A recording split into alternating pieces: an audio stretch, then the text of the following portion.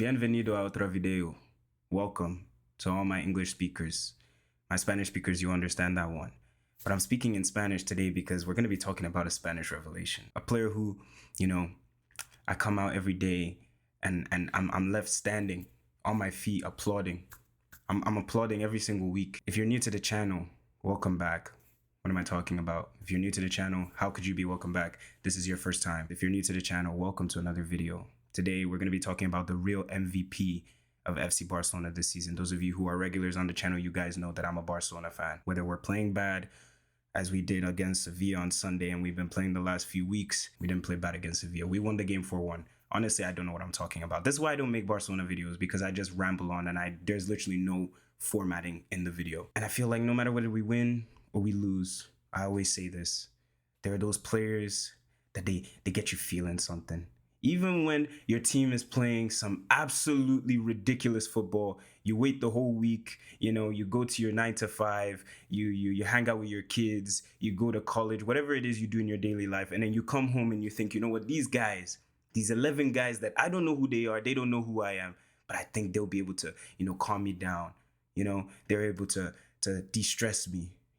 After a long week, we all have our daily lives, and then you come home and they play like they've never seen this football that they claim to be professionals at playing. The only person who never does that to me is Pedri Gonzalez, the real MVP of Barcelona season. People will talk about Rafinha. You have Lamine Yamal, Spanish wonder kid, 17 years old. Or you could even mention that old Polish brother.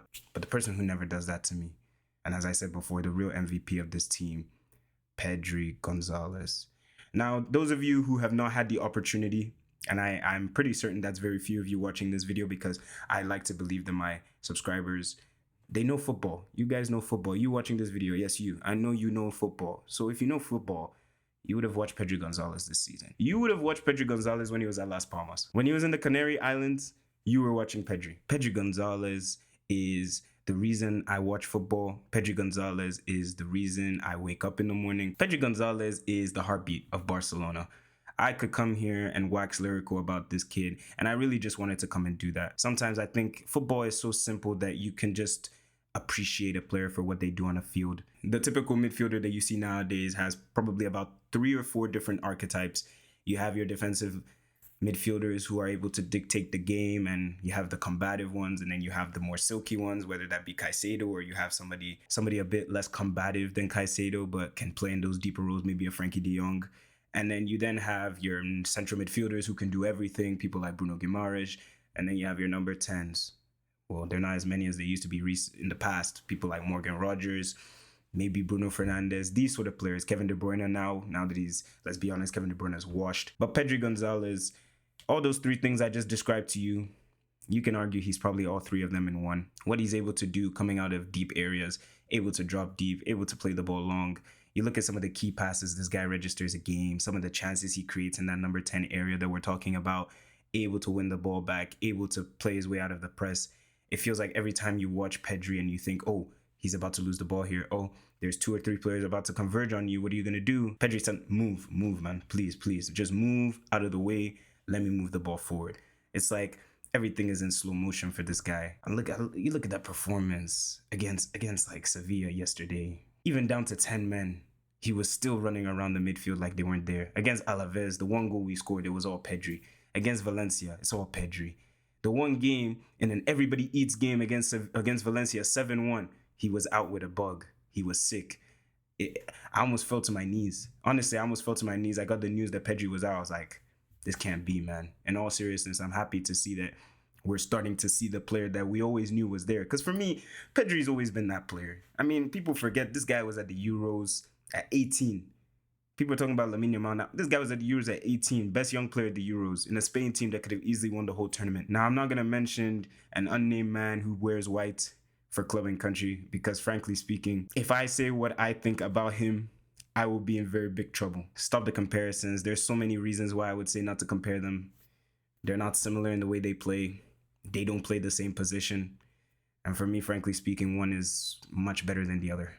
You can decide that for yourself. Going into this second part of the season with the round of 16 coming up, the La Liga, the title race, which he has single-handedly dragged us back into. I remember the game against Atletico Madrid where we lost 2-1. Pedri Gonzalez was the only midfielder on that field. Ran the game from start to finish, scored a goal, and you saw the way he looked after the game when we lost, and it was like, really?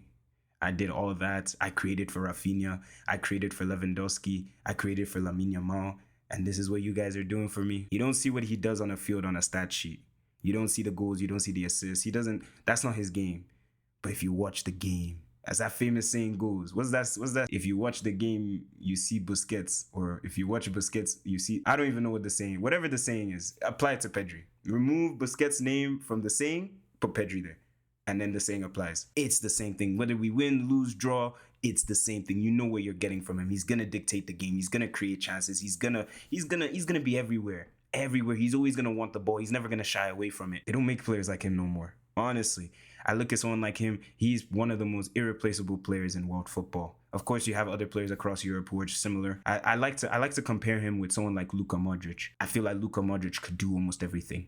Could drop deep. Could play the number 8. Could play the number 10, did it for Croatia, could score goals, could create chances, could play the long balls, could play those depth balls in behind that cause so much chaos, could do everything.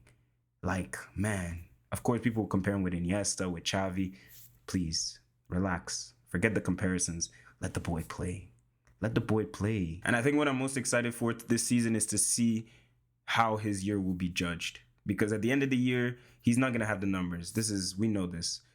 But how will they judge him? Because I think recently I saw some Ballon d'Or ranking where they were ranking everybody based on Ballon d'Or. To be honest, the Ballon d'Or, like, if we're still looking at the Ballon d'Or in 2025 as a valid way of comparing who had a better year, then, hey, man, I don't know. But nevertheless, Pedri in that ranking, I think he was like 15th or 16th. Like, he was low. He was definitely low. He wasn't that high. And he was behind some people. And I was looking at this list like, are you really trying to tell me Musiala's been better than Pedri this year? You really trying to tell me that? Are you really trying to tell me Jude Bellingham's been better than Pedri this year? Whatever we do this year, Barcelona, as you guys know, I don't tend to make a lot of Barcelona content because, as I said, I just end up rambling on. But whatever we do this year, whether that's win the Champions League, win La Liga, win the Copa del Rey, or win nothing, Pedri is going to be instrumental in that. I'm so happy that this year, no injuries. And luckily and hopefully, it continues. Hopefully it continues.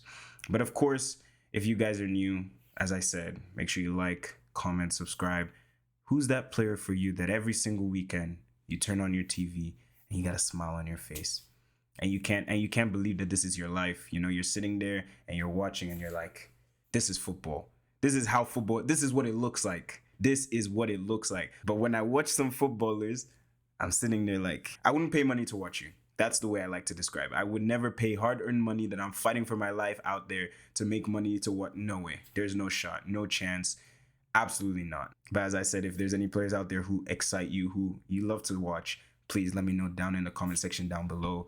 What do you guys think about Pedri Gonzalez? Now, I know you guys are educated, informative minds, so I know you are going to have very similar opinions to the ones that I have. And I know that you believe that Pedri Gonzalez is the best player in Barcelona, in Spain, in Europe, in the world, in the galaxy, and don't you forget it.